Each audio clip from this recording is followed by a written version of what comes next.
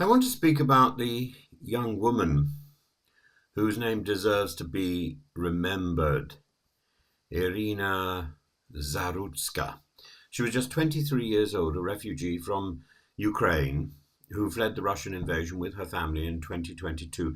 In Charlotte, North Carolina, she worked at Zepedi's Pizzeria, studied at the community college, dreamed of becoming a veterinary assistant. She'd rebuilt her life. On the evening of the 22nd of August, she boarded a light rail train, and 4 minutes later she lay dying on the floor of that carriage, stabbed in the throat by a stranger. The man charged with her murder is DeCarlos Brown Jr., aged 34. His life story is a litany of missed interventions, 14 arrests, a prison term for armed robbery, repeated psychiatric crises, and failed attempts by his mother and sister to have him committed for schizophrenia. Released again and again with little supervision, he drifted into homelessness, and by that August night he pulled a knife from his pocket and without a word attacked the young woman seated in front of him. The video of the killing is unbearable, yet it's become a flashpoint.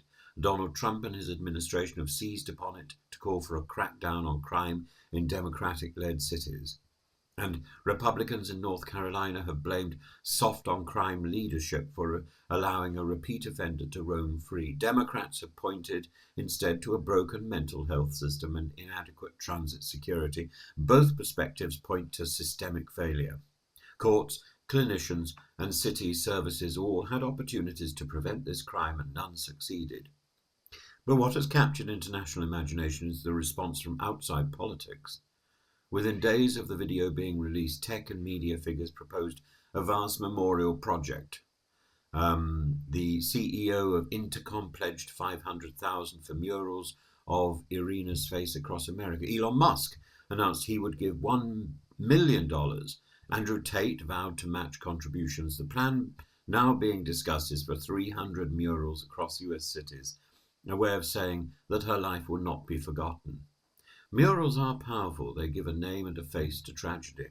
They stand as a rebuke against forgetting, but murals alone cannot prevent the next attack. They buy remembrance, not safety. If donors want to honour Irina, then every mural should be paired with a measurable improvement. One mural and one transit patrol shift funded. One mural and one new psychiatric bed secured. One mural and one legal support grant so families can compel treatment when loved ones are in danger. Otherwise, the art becomes a substitute for action. The numbers matter. Charlotte has seen overall crime fall by 25% this year, yet homicides remain a live concern, particularly on transit lines. The lesson is simple. Statistics cannot comfort a grieving family, and averages conceal the reality of unsafe corridors. Policy must be granular, not abstract, focused on the platforms, the trains, the neighbourhoods where risk concentrates. There's also a temptation to turn Irina's death into a racial parable, pitting white victim against black suspect. That temptation should be resisted. The categories that matter are victim and citizen. The reforms needed are clinical, judicial, and operational. Could there have been a trained guardian in her carriage? Could a judge have kept a violent, paranoid man under supervision? Could a mother's plea for treatment have been listened to? If the answer to those questions remains no, then politicians are debating abstractions while passengers remain at risk. So, what should be done? By Monday, Charlotte could commit to placing security in every rail car after dark, repair blind spots in surveillance cameras, fast-track repeat offenders in psychiatric and custodial assessments, and create more secure treatment facilities. These are boring, practical steps, but they do not go viral. They save lives.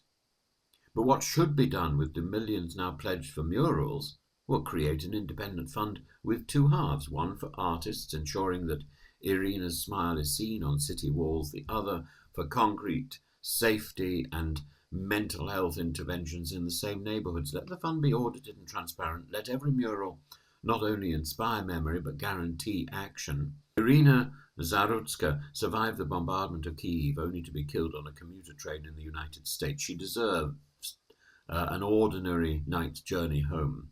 If we want to honour her memory properly, We must build a system where that is possible for others, where every young woman on a train at 9:45 p.m. can expect to arrive alive, and that is the only mural that truly counts. Murals should be fortified with collection boxes and with means to fund further support the Irina campaign.